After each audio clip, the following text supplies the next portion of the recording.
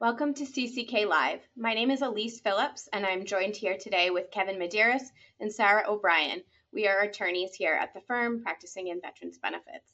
Today, we are going to discuss how to get VA readings for migraine headaches. Now, let's first just talk about what migraine headaches are. So migraine headaches are a type of headaches that are characterized by debilitating symptoms that can last anywhere from hours to days, depending on the person. Symptoms can include nausea, vomiting, sensitivity to light, lightheadedness, and blurred vision. And while there's no clear reason why a person might experience migraines, there are triggers associated with the condition that might flare up a migraine. So some of those triggers are going to be a hormonal imbalance, alcohol, stress, sensory stimulation, certain foods, or changes in environment. Sarah, why don't you get us started and tell us how you can get service connected for migraine headaches? In order to be awarded service connection for any VA disability, VA first has to grant the veteran service connection. Veterans can apply for service connection by filling out the VA Form 21-526-EZ. In addition to filling out the form, veterans will need to submit evidence that they experience migraines and that their migraines are related to their military service. Specifically, veterans should submit a current diagnosis of migraines, evidence of an in-service event or trigger which caused those migraines, and a Nexus which links the veteran's migraines to their service. Great, thank you. Kevin, let's move on to you. How does VA typically rate migraines? Sure, yeah. So VA rates migraines like most other conditions based on the severity of the condition. So the lowest rating is a non-compensable rating, or 0%, and the highest available for migraines is 50%. And the key word throughout all of the ratings, once we get into the compensable ratings, is prostrating. So when I talk about the ratings, you're going to see prostrating throughout. And that basically means that the migraines are so severe that they require the veteran to lie down or rest, or they're to the point of complete exhaustion almost as part of their migraine disability picture. So for the non-compensable rating, this is the only rating where we don't see the word prostrating. It's for less frequent attacks. Then we go to the 10%, which is characteristic prostrating attacks averaging 1 in 2 months over the last several months. The 30% rating is characteristic prostrating attacks on average of once a month. So as we move up in the schedule, they're getting more frequent. And then the 50% rating, which is the highest rating, is for very frequent, completely prostrating and prolonged attacks, productive of severe economic inadaptability. So basically, they're very frequent. The veteran is often immobilized or completely exhausted from them. And then the last part that we don't see with the other ratings, severe economic inadaptability.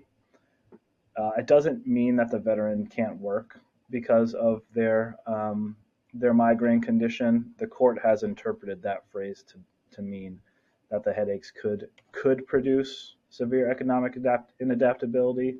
They could actually cause that, or they could be capable of causing that. So I'll get into that a little bit more as we talk about vocational evidence and TDIU, but basically for the 50% rating, you're going to need all of those elements.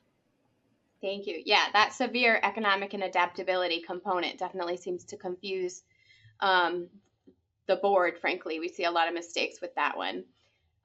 So we're going to talk a little bit about how to maximize ratings for migraines and what you can do to really get the highest rating that you can. Talk about some types of evidence that we can submit. So the first type is lay evidence. Lay evidence is basically lay statements which give a veteran or somebody who actually knows the veteran and has observed maybe the veteran's symptoms a chance to detail those symptoms, the impact they have on daily life. And they can explain, really what happens when you get a migraine, especially since sometimes it's hard to objectively test for some of the symptoms. They can, like I said, they can be written by a close friend or a family member, so long as that person has their own observations of the symptoms.